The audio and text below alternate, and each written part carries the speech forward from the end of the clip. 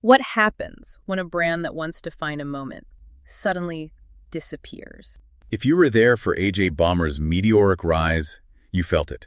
If you weren't, its story still hits home. Because this isn't just about burgers or tweets. It's about how brands capture lightning and what happens when that lightning slips away. Stick around because in today's Trivera Deep Dive, we unpack the rise, the fall, and the marketing lessons hidden in both.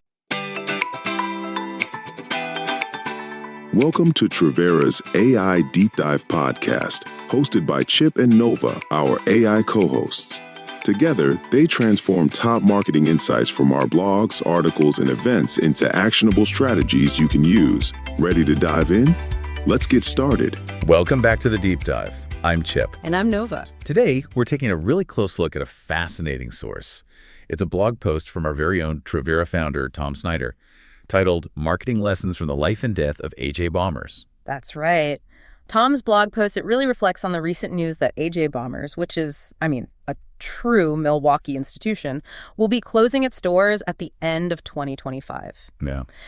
And for many, it's definitely a bittersweet moment, stirs up a lot of nostalgia, But for those of us really immersed in the marketing world, as Tom so astutely points out, it's way more than just a local eatery closing down. Much more. It's a living case study. I'd even say a masterclass in how brands rise and, yes, sometimes fall within this ever-shifting digital landscape. So our mission today is really to extract the most important nuggets of knowledge from Tom's reflections. Okay. We'll dive into what AJ Bombers taught us about brand building, especially during those early kind of Wild West days of social media. Right. Back then, at the beginning. And what new, often surprising, insights its closure now offers. It's just a compelling story, isn't it? Mm-hmm. About pioneers, genuine community, and the dynamic evolution of digital strategy itself. And it's a story our founder knows really intimately. He has a personal history with that very spot. Oh, really? Yeah, going way back to his former career as an on-air personality at a local radio station. That location was occupied by a bar called McGillicuddy's. He once did a live broadcast from there on a snowy St. Patrick's Day. Oh, wow. And then years later, he watched that same corner become this unexpected hub for social media innovation. That's amazing context. And Trivera, being one of the very first agencies really advocating for social media as a powerful brand building tool. Well, Trivera and Joe Sorge with AJ Bombers, they were kind of riding that same early wave together around 2009. Right, those early days. Yeah, we were running our social media university events back then, showing businesses how they could truly harness this new power. And AJ Bombers, they were a prime example of it playing out in real time. So let's dig into Tom's blog. And his first lesson, community is the strongest brand currency. What's really fascinating here, and Tom emphasizes this, is that AJ Bombers didn't just build a following. They built a tribe. A tribe. I like that. They meticulously fostered genuine community, and it wasn't accidental at all. Absolutely not. They hosted these things called tweet-ups. Right. Which literally brought Milwaukee's early Twitter community together in person. Can you imagine how novel that was back in, 2009? Totally groundbreaking for the time. And fans were actively encouraged, post ideas for new menu items, share photos of their meals, then famously leave their Twitter handles on those graffiti-covered walls. And the founder, Joe Sorge's engagement was just incredibly authentic. He wasn't just broadcasting. He was really creating this two-way dialogue, made people feel heard, seen, genuinely part of something. And this went way beyond just, good vibes. It led to measurable, actual, tangible results. Like what? Well, for instance, one social promotion they ran boosted sales of a featured item by a remarkable 30%. 30%. Wow, that's significant. And then there's the legendary Berry Burger, that peanut butter topped creation. Oh, yeah, I remember hearing about that. It became this cult favorite. Yeah. Named after a regular customer who didn't just suggest it, but actively championed it on Twitter. That's incredible buy-in. Totally. Tom himself used AJ Bombers as this living, breathing case study for his clients, just demonstrating the real-world power of that kind of social engagement. Okay, so here's where it gets really interesting for you, listening right now. Mm-hmm. This goes beyond just piling up likes and impressions. It powerfully shows that inviting your audience into the creative process, whether it's for a new product, a content series, maybe event programming, that builds incredibly deep, genuine loyalty. Yeah, that co-creation aspect. Right. When you let people see their fingerprints on your brand, when they feel that sense of co-ownership, that inclusion just naturally fosters this profound loyalty. It's about giving them a stake in it. It's about creating a clear, visible path for customers, not just to consume what you build, but to actively influence what you build or offer next. And that visibility was absolutely key. It wasn't just asking for ideas. It was the visible, almost immediate implementation that kind of shocked and delighted customers, you know? It transformed them from just passive fans into active co-creators. Right. And that turns those transactional relationships into real emotional bonds, which, let's be honest, is the strongest brand currency you can possibly cultivate. Okay, so that strong community-driven foundation was obviously incredibly powerful, but it also depended pretty heavily on the tools of the time, didn't it? Yes, the tools. Which kind of brings us neatly to our second crucial lesson here. Tom reminds us that platforms, they're just tools. Tools, not the foundation itself. Exactly. Back in 2010, he even wrote The Complete Idiot's Mini Guide to Real-Time Marketing with Foursquare. I remember that. And AJ Bombers was featured prominently in it. Which is just a testament to the early mastery of that platform. That's absolutely right. They weren't just on Foursquare. They were masters of it. Remember that? Oh. Offering free cookies for check-ins, these special badges for group visits, even unique rewards for the mayor of the location. The mayor, right. The person who checked in most frequently.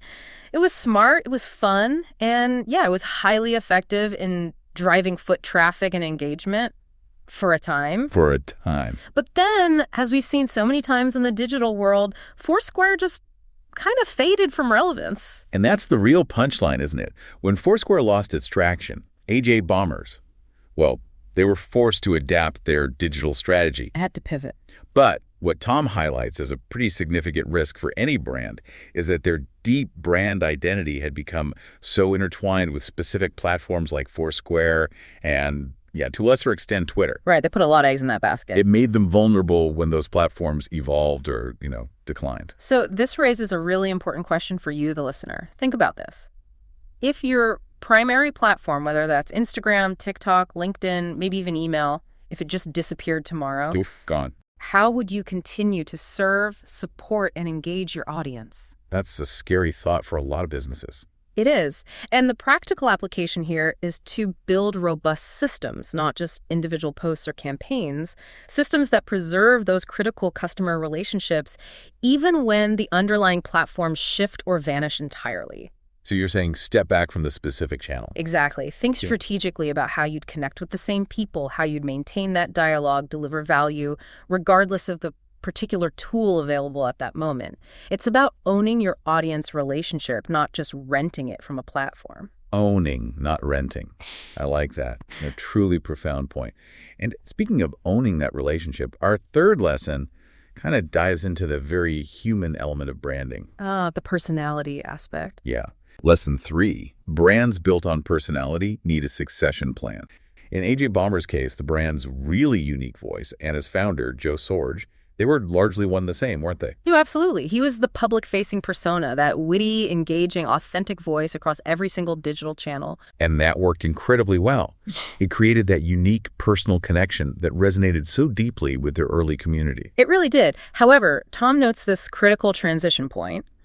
When Joe and Angie Sorge stepped away from the day-to-day operations back in 2018, the brand tried to maintain that same personality, that same voice, but, without the same person actually at the helm. Right. And the product itself, it stayed consistent. Those delicious burgers, the peanut bombs, they didn't change. Nope, food was still good. But the voice, that vital, authentic, connective tissue that made customers feel genuinely part of something special, truly seen and heard that voice, well, it inevitably changed. Yeah, it had to. As Tom observes, it just never quite clicked in the same way with the new custodians. Yeah. The magic, it seemed, was really tied to the individual. So what does this all mean for you listening?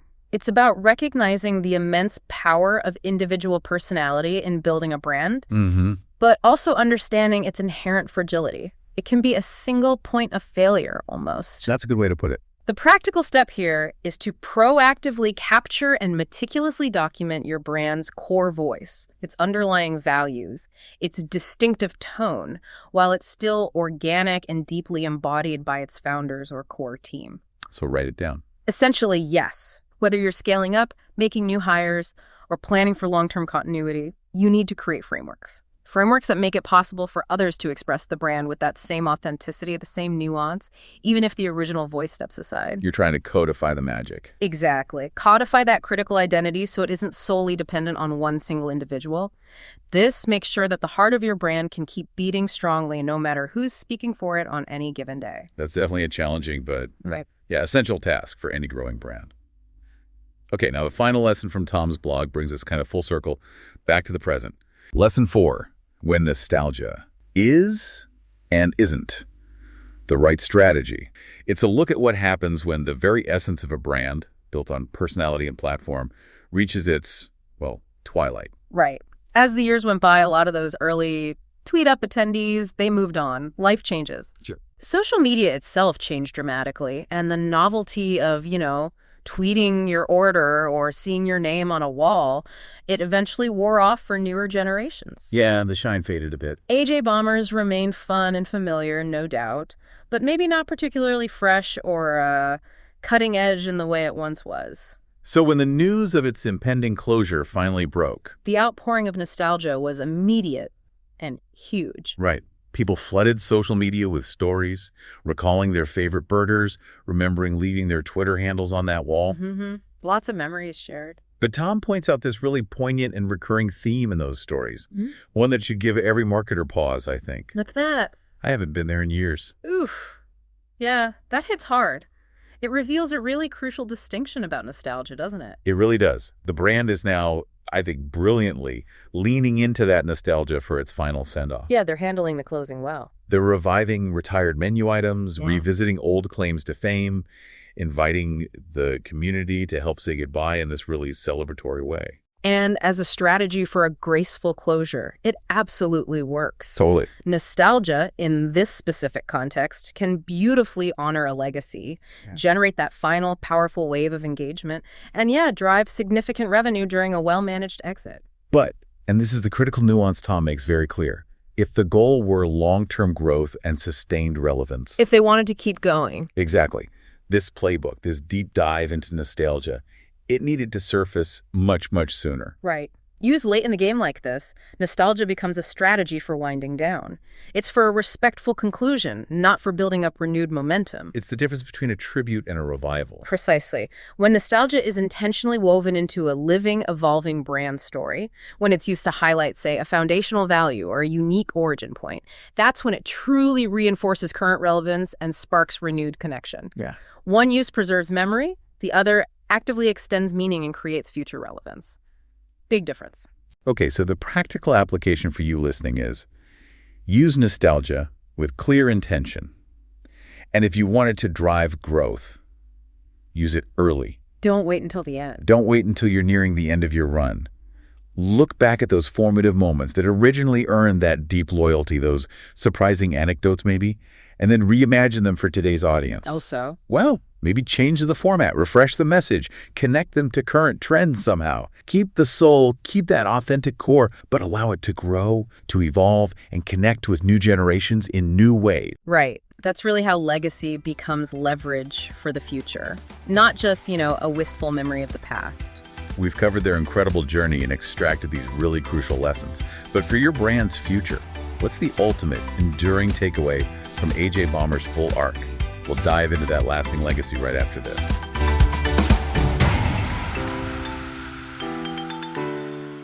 Hi, I'm Webster, Trivera's AI assistant, here to help your business thrive in the ever-evolving digital marketing landscape. Since 1996, Trivera has delivered digital marketing that drives measurable results, partnering with southeastern Wisconsin's strongest brands, blending creativity, technology, and strategy to help them grow. Now, we're leading the charge with powerful new AI solutions, branded podcast production, fully trained chatbots, predictive analytics, automated content generation, and optimization tools that become your digital dream team, engaging audiences, capturing leads, optimizing campaigns, and delivering 24/7 support. From SEO-optimized websites and ROI-focused campaigns to custom AI tools built for real business impact, Trivera is the partner you can trust to help you own what's next. Visit Trivera.com today to make the rest of 2025 your smartest, most successful yet. Trivera, where 3 decades of expertise meet AI innovation to deliver digital marketing that converts. Welcome back to Trivera's AI Deep Dive. Now back to our conversation with Chip and Nova. So we've walked through these 4 incredible lessons. Yeah. But Tom's blog, it takes it even deeper when he discusses the AJ Bomber's legacy. Right, the legacy itself. He argues its rise and fall wasn't a failure. In fact, far from it. It was instead a complete full arc, powerful demonstration of what a brand truly is. Exactly.